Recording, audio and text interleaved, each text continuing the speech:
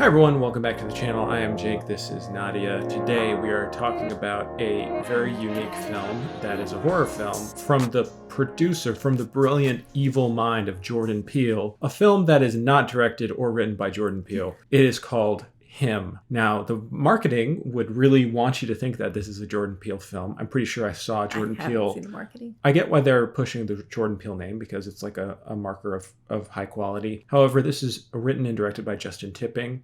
There are other writers as well. But I was curious about this film. I mean, it looked like a horror movie about football. Mm-hmm. I just want to go right in and hear your thoughts. God, it's always me that goes first. Well, I'll say, first of all, my rating for this is 7.5 out of 10. I will only give it 7.5 because of I actually like the messaging of the film. Without the messaging, I would say it's 6.5 out of 10 for me. Mm-hmm. It felt very Jordan Peele to the point where I'm like, was this Jordan Peele? I thought like he directed like something. You're giving this a 6.5? But I would give it a 6.5 if I didn't like the messaging.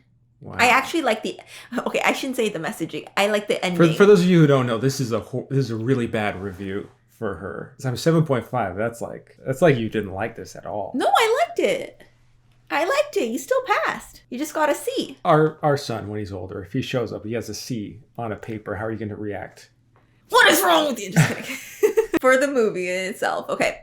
I like the atmosphere. I like that it was all. I don't know why you told me it was a horror film. It was not a horror film. It was more like a thriller. There are scare tactics, but you get to understand very quickly that this isn't like it's just very repetitive. So, I thought it was a horror film. I mean, it is. It's definitionally a horror movie. I guess so. It's just not scary. It was like the scares, quote unquote, were very repetitive. So by the time it was halfway, and I'm a scaredy cat saying this, but by the time you're like maybe 30% into the film, you're like, oh, yeah, I know what the sound is. I know what's going to happen. I know what to expect. The ending was unexpected, although you do kind of have hints that there is something wrong. Obviously, that's why it's like a Jordan Peele type of vibe. What I'm trying to say is it was unpredictable, but at the same time, there was hints of predictability. You know what road it's going towards, but you don't 100% know exactly how it's going to turn out. That's what I liked about it, which is why I gave it a 7.5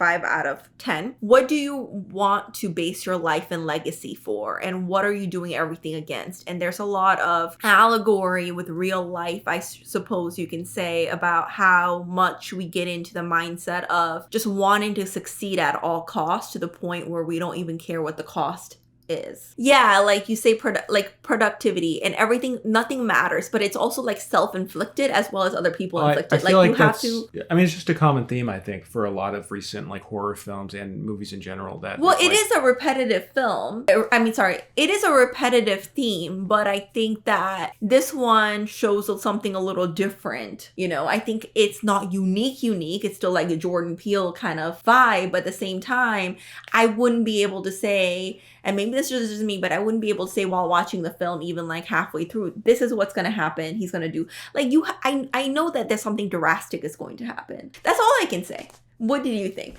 Did you like the acting? I actually really like the acting of the main character. He's very mellow. And you'll see that him being very mellow, but then he has a very like interesting being ticked off that I think works well. And it sounds like you disagree, or it looks like you disagree with me, but I like that he can go 0 to 100 based on percent. I've known people like that, so I'm like, this is a little more realistic. I can buy it into it. But you know what? Stop leaving me in suspense. Why don't you tell me what you think? This is one of the worst movies of the year. Okay, so what would you rate it, first of all? 2 out of 10. Wow, okay. It's okay, maybe it's one of the worst horror movies that I've seen this year. If you can name it horror, I really don't. That's one of the biggest problems. It is a horror film, and all the scares are super lame. A movie that has a really weak script, first off, because like it's setting up this dynamic.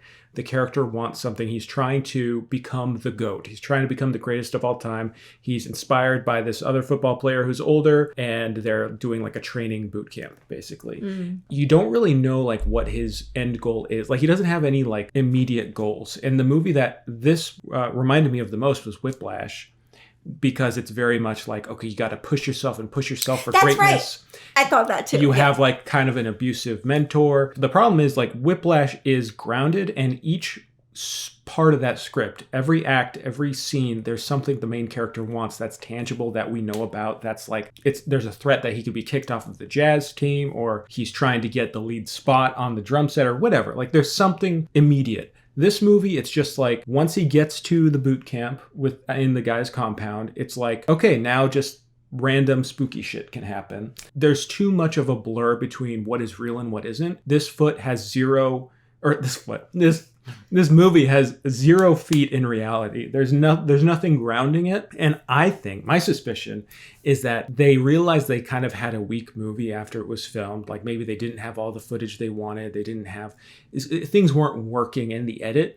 And so they brought in, or they tried to re-edit it to be more dynamic and interesting with lots of music video style editing in a similar way that Suicide Squad, the original one, that happened to it a lot. Where if you watch Suicide Squad, there aren't really scenes. There's like music video sequences. Like you can't just like go into a scene and have things happen. It has to be chopped up and edited with like music and weird visuals. There's lots of cool, interesting visuals with nothing like real or tangible happening on screen. That's why it feels so repetitive. It's just weird things happens. Did he imagine it? Was it real? Then we move on to the next scene. There's no like consequences. It's just and then.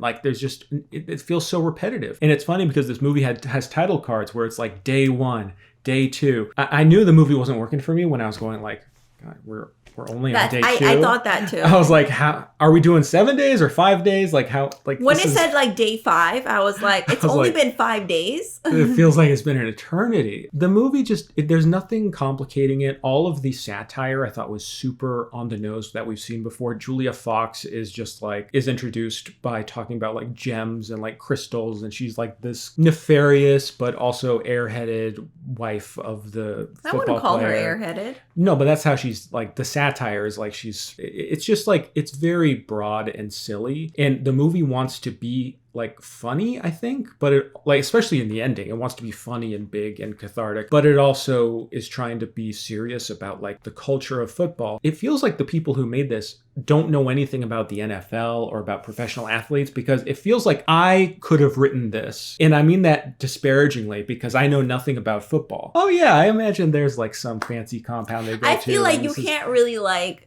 criticize that not knowing as much about, or you do. But I at least know that it's like, this doesn't feel real. This doesn't feel like a real But world. isn't that the point? Is that it's not supposed to feel real? I think that you need to feel somewhat real because we're already in this unusual world, which is professional football. I mean, if it were set in like a high school, then yeah, you can like heighten the reality a bit more and get trippy with it. But at least in the beginning of this film, you've got to ground it somewhat. And that comes down also to the screenplay, where there's nothing like motivating the main character besides. I feel like there were parts of the first 10 minutes that it felt very grounded to me. Even in the beginning of the movie, I could tell something was weird with the editing, because we start off where we see him as a young kid, and then we immediately get like lots of editing montage, like multiple sequences of montage, announcers, broadcasters talking about the football player's career, and then we learn about this other football player's career, and it's just like, you guys, this was clearly cobbled together in the edit to try to make something work, and it does feel like it's been chopped up to try to have this energy, because I think they knew, the people making this were like, we have an issue, we need to get this more lively and exciting, because they probably did plenty of test screenings where people were like, it feels repetitive and boring. Since we can't change the screenplay really now at this stage in the process, what can we do? Well, let's edit this to be a little trippy and have some music here. And I feel like you're being very harsh. It's a bad movie. Like, it's it's an unsuccessful movie. It's an average film. I don't think it's a good movie or a bad movie. There are sequences where I was laughing. Well, should we get into spoilers? Let's get into the spoilers, because we can really talk about what your points are and why they are and similar here in spoilers. So 1, 2, 3 spoilers. Are you counting up now? 3, 2, 1 spoilers. I'm tired. I want to talk about a specific sequence that had me laughing. I was alone in my theater, so I could laugh as loud as I wanted without being disrespectful. There was a sequence where like you realize, this is probably like halfway through the movie, where he realizes that Marlon Wayne's character, first of all, Marlon Wayne's very fun to watch on screen. I really liked seeing him perform. This movie is not subtle at all. It's just like, oh, the cost of working hard to achieve your dreams. It's like, yeah, things. It's very in your face. Yeah, it's like Whiplash did it better. Lots of movies can do it better. It's just not. Okay, first of all, I want to say this. Hold on. Okay. Let me. So the sequence is he's doing some kind of like practice thing where he has to throw the ball and whatever in a certain amount of time. And if he makes a mistake, they get a guy to go stand in front of like one of those automatic things that will throw a football. I know those from like baseball where it'll like pitch things, but it's with a big football. And this guy just stands in front of it. And every time our main character makes a mistake, they launch this football straight into this guy's face, and he just stands there taking it. And like none of the characters felt real except for like our main character and the bad guy, Marlon Wayans. But I think that's the point, is that it was like supposed to be very cult-like. It's supposed to be. It's supposed to be, but it's, again, immediately the second he arrives there, everything feels strange and like a cult. There's no escalation, there's no revelation. It's like, and I could tell immediately what was going on, even though it was kind of different from what I expected. But it's like he's trying to steal his youth, or he's trying to like. There's. You thought that? Yeah, they're injecting him with things. I'm like, okay, clearly, like they take his phone. He's at this compound. Like they talked to earlier in the film of how like this guy broke his leg or whatever that we see at the beginning, and he ended up making a recovery that's like a miraculous recovery. So it's like, oh, he's probably stealing the talent and youth of these other very talented people or whatever. It's kind of a different thing because ultimately it turns out they're both using the blood from some original hymn, the original goat, the original greatest of all time, and now they have to fight each other. Like it was very muddled at the end and cartoonish. Anyways, I'm going all over the place, but tell me what you wanted to say. I actually don't mind the surrealness and 0 to 100. That the beginning, I thought it was like really realistic with, the dad saying like, you have to, this is what a man looks like, this is what you have. And then we learn later on that when the kid denied and said, I hate football, I don't want to do it again, his dad died shortly after. And then he has this guilt, like he's basically playing football out of guilt and trying to live up to this idea of what he's supposed to be. Yeah. And I think that the allegory and what it's kind of going off of, what I'm predicting, is that football has a lot of like real world consequences, like concussion and all those other things, but we still play it for the love of the activity in itself. So I think it's just amplifying that idea. Like, okay, you are getting hit with a football, your body's being torn down, but you're still doing it for what? Like, is this because of love, money, fame, or is it because you have this idea that you have to do this? This is your identity. Exactly. It's very blunt. It's like, there we go. That's the theme. You can see it and feel it immediately from the beginning of the movie, and then it just stays that way the whole way. And there's no development. But it is because the main character has to basically, like Cam, he has to rethink, like, is this something I want? This is what I think I want. This is what I thought I wanted. Then he has to rethink, like, okay, this is for my dad. And we unfold this layer of what's really behind the desire. And so I think that's why it works, because at the end it's like, okay, is it worth the stake? I think you compared to Whiplash. I thought Whiplash as also when I watched the film, but the ending is different. In Whiplash, the main character gives in and says, I'm willing to do whatever it takes. And there's this kinship. His mentor and him Miles Teller's mentor and him are in sync. In this, it's the complete opposite. They're not in sync. And he says, F all that. I don't want to do this. This is not what I want. None of this is worth it to me. And I could have it right away, but I'm denying it all because my family is what matters to me the most. I feel like you're describing the ideal version of this movie. Because, like, yes, that's what they're trying to do. It's just not doing it very well. All right, well. And, like, at the beginning of the film, there's a moment where he's alone on the field, and then this is right before the title card hits. Some random person is behind him and hits him with a crowbar in the head. And then we cut to the title, him. Immediately after, it's like, okay, he has I think it's one of the cult people who hit him because that's what they explained at the end. Okay, and again, okay, we'll get into the very end. But immediately after that, he's been groomed. We don't talk about what happened to him. Like, immediately after, we're just like, what? Who hit him? They don't really even mention it in the movie. It's just like, after your injury. And it's just like, wouldn't it be helpful to have like a scene with the cops asking, like, so did you see him? Did you know anything? He's like, I have no idea. We don't know why you were attacked. There's no security camera footage, anything like that. Anything to ground it in reality. Instead, it's just you assume that happened. Immediately, it's just like, well, metaphor for... It's like, well, now he's at risk for getting a concussion. And it's like, well, that's a big thing in the movie. Well, he's ignoring that. And it's like... Well, but even the doctor is like, I can't recommend that you, like, as a practitioner, I can't recommend the sport. But then he asks, what about as a fan? So it's just like all about, like, we don't really... we Again, it's over and over and over. It's like what that phrase that the dad says to him, something about, like, guts or glory or something. No like, guts, no glory. No guts, no glory. They say that a million times in this movie. It's like, okay, yeah, to sacrifice, you got to sacrifice to be great, whatever. You got to get skin in the game.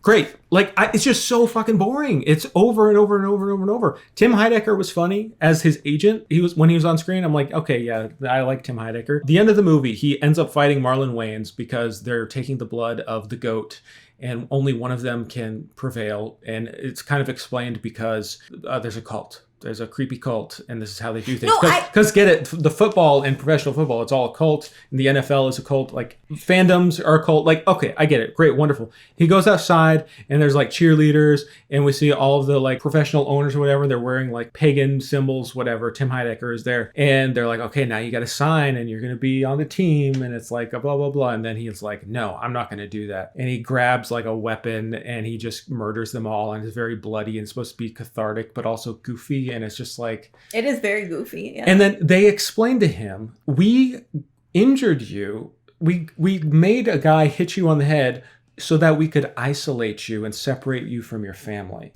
But that's the thing that doesn't make sense, because why do you need to hit him in the head? His want for this was bad enough. Exactly. It's so stupid. Like, let's just injure the guy who we want to be our star player with a concussion so that we can isolate him. First off, wouldn't that make him...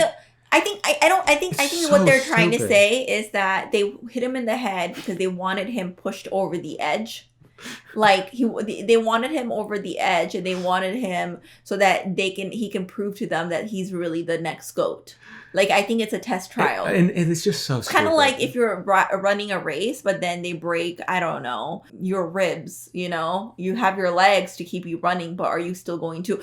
By the way, I do have a big nitpick about this film that I almost forgot. When he is fighting with Marlon Wayans, his arm breaks, but then his arm suddenly isn't broken anymore. He uses it completely fine. That is like the dumbest thing that I've seen in a way.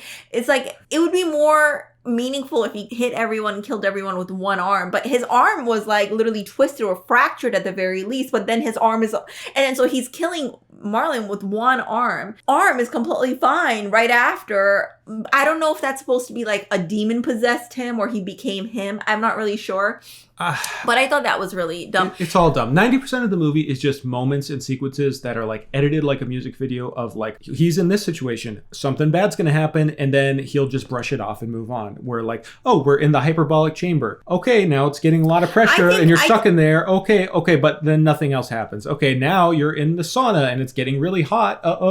And then some crazy occult people come in and try to attack you. It's just, now the guy's wife is trying to seduce you. Like, it's just a constant stream of things that never progress the story or evolve his character. Really. I think that, it didn't execute it very well. It didn't execute it very badly. I think it was average, but you think it was poor on execution. It was so poorly executed. So were you entertained? I was entertained somewhat, but I was like you in the sense of like when it came to like at the day bare 5, minimum, I was like entertained. I was like, that was 5 days, that's it? Like, I thought I've been here. And then I did think about the time. I was like, I was really happy that it was only an hour and a half long, but it felt like it was longer than that. I don't know. See, that to me means that it's not good. Like, at the bare minimum, to be average, it's got to at least entertain me. Like, I've seen... It did entertain me, though. Entertain me. But you said you were bored. I was bored at parts of it, but not the whole movie. It wasn't like overall. There were parts that I was like, okay, can we wrap this up? That was lingering. I thought the ending was entertaining. I thought there were parts that were entertaining, but then I was just like, the scare tactics and the scare moments, I'm like, we don't need this. This is not scary anymore. This is very like obvious at this point. You know, I think it would have made a good short film. Okay. Like a 30-minute film. I think it would have been like. And I good think the if it was director 20 has minutes talent. less. I do think the director has talent. I think the people behind this, making this, have a lot of talent. I thought it worked okay. All right. Well, let us know what you thought of. I thought it was a forgettable film, but nonetheless, I don't think it was all bad. I think if you watch this, you would be entertained. I think if you watch this, you'll be entertained because of how bad it is. All right. All right. Thank you, everyone, for watching. We will talk to you soon. Thanks. Bye. Bye.